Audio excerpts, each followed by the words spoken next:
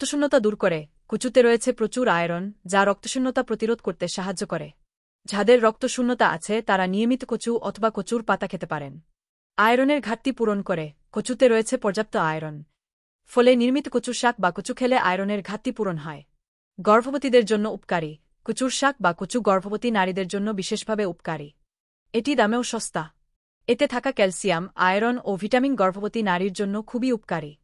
পানি শূন্যতা দূর করে। কচুর ডাঁটায় রয়েছে পর্যাপ্ত পানি। ফলে কচুর ডাঁটা বা কচুর পাতা খেলে পানি শূন্যতা দূর হবে। হজমশক্তি বাড়ায়। কচুর শাক ও কচুতে থাকা আয়রন, জিঙ্ক ও ভিটামিন দেহের মেটাবলিজম ক্ষমতা বৃদ্ধি করে। এছাড়া কচুর শাকে থাকা ফাইবার হজমশক্তি বাড়াতে বিশেষভাবে কার্যকরী। জ্বর সারায়। গবেষকরা বলছেন জ্বরের সময় রোগীকে দুধকচু রান্না করে খাওয়ালে জ্বর দ্রুত ভাল হয়। কারণ এতে রয়েছে প্রচুর ফাইবার, ফোলেট ও থায়ামিন। এসব উপাদান রোগ প্রতিরোধ ক্ষমতা বৃদ্ধি করে।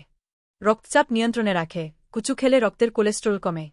তাই উচ্চ রক্তচাপের রোগীদের জন্য কচু বেশ উপকারী। ক্যান্সারের ঝুঁকি কমায়। নিয়মিত কচু খেলে কোলন ক্যান্সার ও স্তন ক্যান্সারের ঝুঁকি কমে।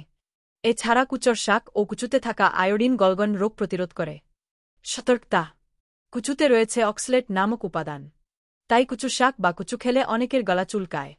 গ্রন্থনা: মহসিন আলী আঙ্গুর, সম্পাদক ও প্রকাশক, মুজিবনগর খবর.com, মেহেরপুর।